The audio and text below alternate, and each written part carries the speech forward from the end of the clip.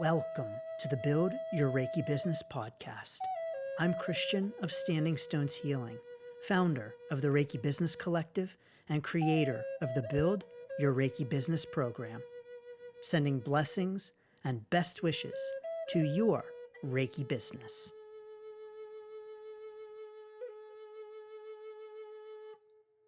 Greetings, welcome, and thanks so much for tuning in to this week's episode of the Build Your Reiki Business podcast. It's Christian of Standing Stones Healing. So honored to welcome you. So thank you so very much. In this week's episode, we're talking about Reiki Skeptics, how to deal with Reiki Skeptics. But first, I want to invite you to join us for our monthly Reiki Business Roundtable discussions. This monthly gathering offers an opportunity to connect with like-minded Reiki practitioner friends who are also starting and growing their Reiki business. You can learn more and join us at standingstoneshealing.com/roundtable. Looking forward to seeing you soon. Skepticism is not a bad thing. In and of itself, skepticism is a positive thing. It's a healthy thing. It's a natural thing. And I don't know about you, but I'm a skeptic about a lot of things. And I'm usually a skeptic just as a default. So anytime I hear about something new, I'm generally speaking going to be skeptical. And so when it comes to Reiki skeptics, I think that it is natural, it is healthy, and it is even positive to initially be skeptical about Reiki. And for me, when I meet and interact with Reiki skeptics, I can understand where they are coming from. And skepticism in and of itself is not usually about hostility. Usually it's just about a lack of understanding and simply a need to educate. And so on our Reiki journey, as we meet with Reiki skeptics, I believe that it's actually a great opportunity for us to get better at explaining Reiki. It's an opportunity for us to have a dialogue about it, to improve the ways in which we talk about Reiki, and to help us understand where Reiki skeptics are coming from and how to approach Reiki skeptics. I will also say that running into Reiki skeptics is completely natural and normal, and it is even to be expected as we put ourselves out there on our Reiki journey. And so if you have not yet come across Reiki skeptics, indeed you will, and this is simply a signal that you are putting yourself out there and talking about Reiki, and you are being known as a Reiki practitioner. And those are all really positive things. Now, Reiki skeptics are approaching it from all different kinds of ways. We might have skeptics their skepticism is based in religion. So they are religious and they believe that Reiki goes against their religious views. You may come across skeptics who are looking at it from a scientific standpoint and are skeptical about Reiki because of the science or lack of science behind it. And there are skeptics who are really pretty much saying, prove it to me, show me the proof, and want evidence that Reiki works. So I have some tips for dealing with Reiki skeptics. These are the ways that I have approached it in my own experience, or at least have tried to.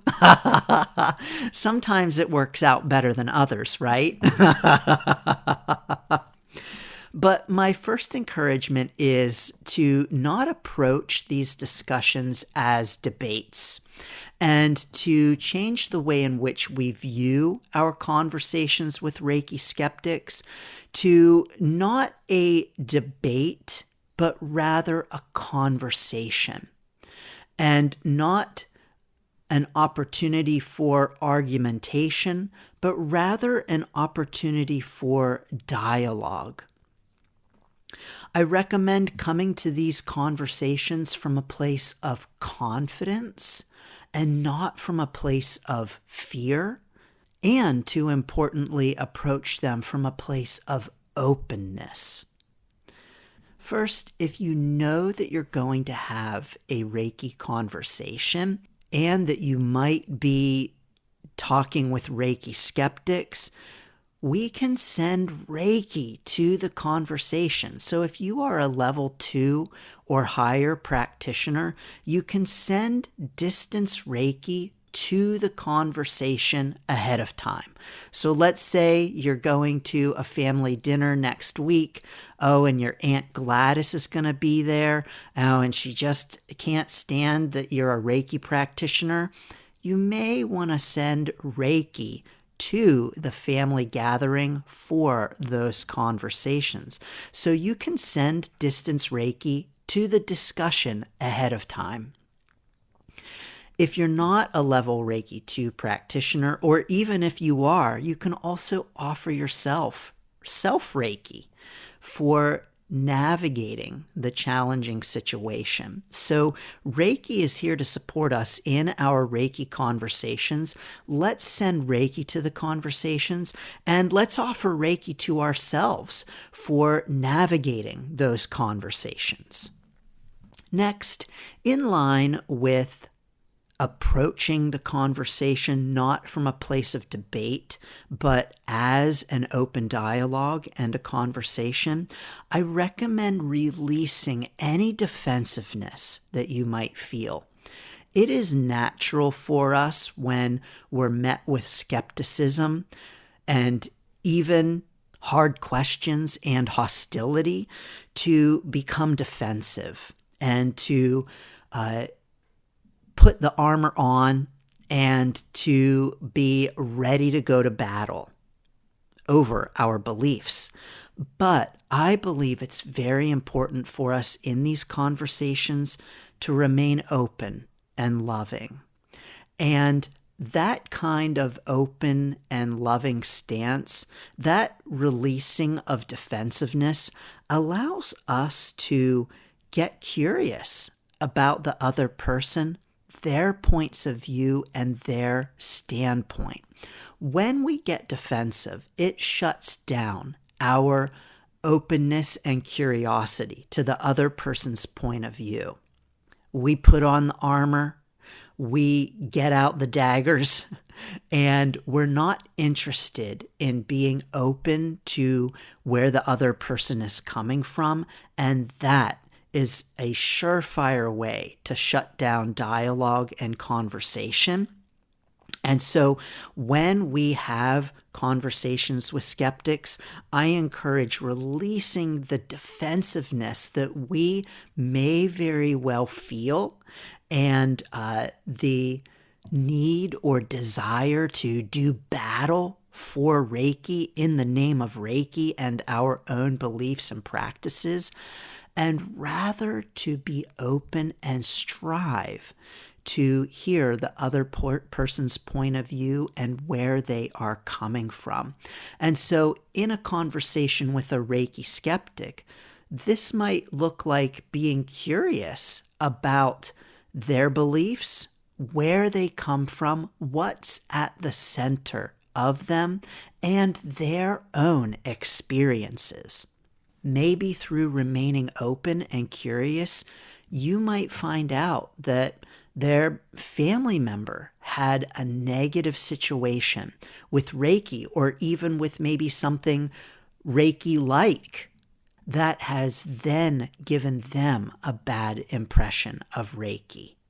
And so this is really helpful for us to know as we are approaching these conversations and tailoring the conversation to the skeptic's point of view and the skeptic's experiences. If we find out that the skeptic's relative has been told by a Reiki practitioner that they have negative energy, then we can approach the conversation in a much more loving kind of way, to be able to say something like, I'm sorry that your loved one was told that. That is not something that I do in my Reiki practice, and that is not something that I encourage as part of a Reiki practice. And it's not even really part of the system of Reiki itself to tell someone that they have negative energy. And so getting curious about someone's experience and where they're coming from in their skepticism can help us to soften our defensiveness and come at it from a place of greater compassion and love and kindness, which of course is what the precepts encourage us to do. If we can bring the Reiki precepts to our conversations about Reiki skepticism, then indeed we can be doing pretty well. Another way that I like to approach these conversations is by finding common ground. And so, for instance, if I have someone who says, well, Reiki is just a placebo, I will agree with them. Yep, it may be. Yes, you may be right. Anytime we're having a conversation with someone and we might disagree with them, it can indeed be helpful for us to say, you may be right. Now, we're not saying, yes, you're right, or I agree with you. It's simply an acknowledgement that, yep, they may be right. And so when someone says to me, well, Reiki is just a placebo, it's just a placebo, I say, yeah, you may be right. Maybe Reiki is just a placebo. But then I say, yes, and if it's, quote, just a placebo, great. We know that placebos have an effect. We know that placebos work. And then I'll mention the famous study on knee surgery that was done, in which people needing total knee replacements were split into two groups. One group was given the surgery. The other group was just given the scars of the surgery. And the group that received the fake surgery also had very positive outcomes from that experience. And in addition to this study, we have lots of proof about the efficacy of placebos, and doctors will admit that they do indeed prescribe placebos for their patients. Even when patients know they are receiving placebos, they often have a positive effect from them. So we have lots of studies showing that placebos are effective. And so if Reiki is, quote, just a placebo, okay, they work. And so I will find common ground with the placebo skeptics. I'll also find common ground with the religion skeptics, because oftentimes in our conversations, there is common ground to be found, and we can build from that. And so someone who has skepticism rooted in religion may say something like, well, only God heals. And then to that I can say, yeah, I'm not doing the healing. I am not the healer. And explain to them how in Reiki, I'm not actually doing the healing myself. as a Reiki practitioner. So finding that common ground, I believe, is so important.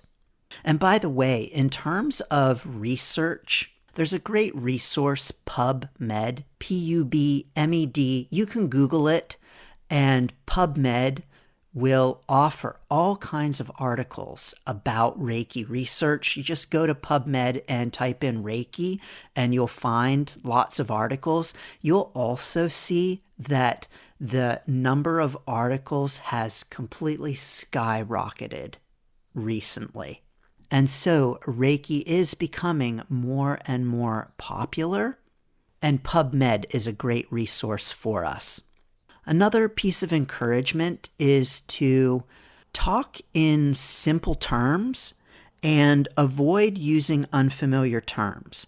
So avoid using unfamiliar terms, like cord cutting or entity removal or auras or chakras that many people might not be aware of, and instead talk in very simple, understandable, familiar terms. This may even mean explaining what Reiki is like. So, Reiki is like a massage for your energy, or a massage for your soul, or something along those lines, relating it to something that is already familiar and that people already understand, and talking about Reiki in simple terms and avoiding unfamiliar terms, jargon, or other kinds of things that just frankly might scare people away. Like talking about cord cutting, that might just scare people away who are unfamiliar with Reiki and who are new to it. I also recommend sharing your personal stories. So sharing your own personal experience with Reiki, sharing how you came to Reiki, sharing the impact that Reiki has had on you, and even sharing some stories of your clients. Of course, respecting client confidentiality and not sharing personal information, but rather just sharing stories about the transformation that you have seen happen with Reiki. Ultimately, in our conversations with Reiki skeptics, we want to respect boundaries. It's so important for us to respect boundaries, their boundaries and our boundaries. This means that when the conversation is over, it's over.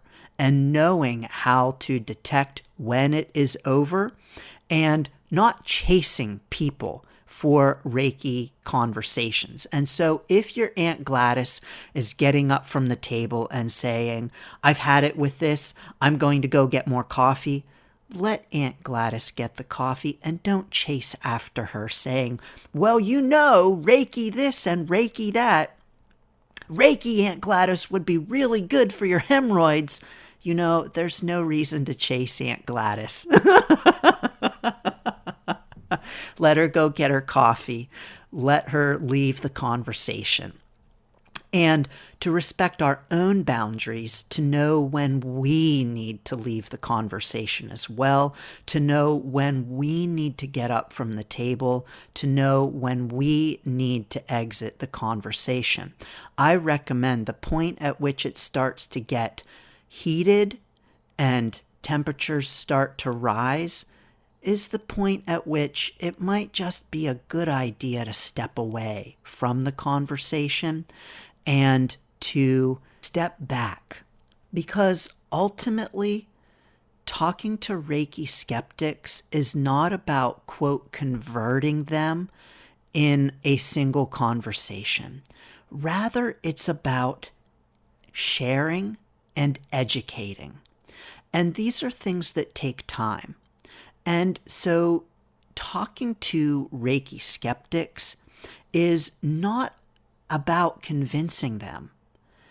It's simply about sharing where we're coming from, our experiences, our knowledge, and educating them, and to honor and recognize that this is a process. Most Reiki skeptics are not going to be, quote, convinced after a single conversation. And that's okay. It's not our job to convince Reiki skeptics to embrace Reiki after a single conversation. It's rather to simply open the conversation and have an open dialogue, and to know that this one conversation is simply part of a larger process of educating and encouraging people to learn about Reiki. We're not going to convince everyone, nor should we try. It's simply our job to have the conversations, to invite people into the conversations, to welcome them, and to be open to having them. Finally, one thing that you may want to do in your conversations with Reiki skeptics is to simply welcome them to try Reiki. Of course, not everyone is going to have an immediate reaction to or positive experience with Reiki. And so if we say something like, well, you just need to try it. Oh, Reiki skeptic, you just need to try it and you'll be convinced. Maybe not. Maybe they'll try it and be like, yeah, I didn't feel anything, whatever. So I encourage refraining from that kind of language. I actually talk about this in my Reiki Business Ready book about how we might not want to tell people that they just need to try Reiki and then they'll see, but rather welcoming them to try it, to get a feel for it in their own experience without expectation. So welcoming them to try from that place of openness, that place of curiosity, and dropping the defensiveness around the trying. So these are just a few ways that I approach talking with Reiki skeptics. I also have a podcast episode on talking about Reiki that might be helpful for you. I'll drop that link down below as well to check out that past episode. Like I said, I'm pretty skeptical about anything new when I first hear about it. And so for me, running into Reiki skeptics, no big deal. I get it. I think we also have to admit that Reiki itself as a practice invites skepticism. Let's admit that Reiki is something that, if we really think about it, makes sense to be initially skeptical about. So how do you deal with Reiki skeptics? What are your tips for talking with Reiki skeptics? Join us in the Reiki Business Collective Facebook group and tell us all about it at facebook.com/groups/Reiki Biz. Sending lots of blessings and best wishes to your Reiki business. Thanks for tuning in to the Build Your Reiki Business podcast. Please like, share, subscribe, and send to a friend. Learn more about the Build Your Reiki Business program at standingstoneshealing.com/build. Sending blessings and best wishes to your Reiki business.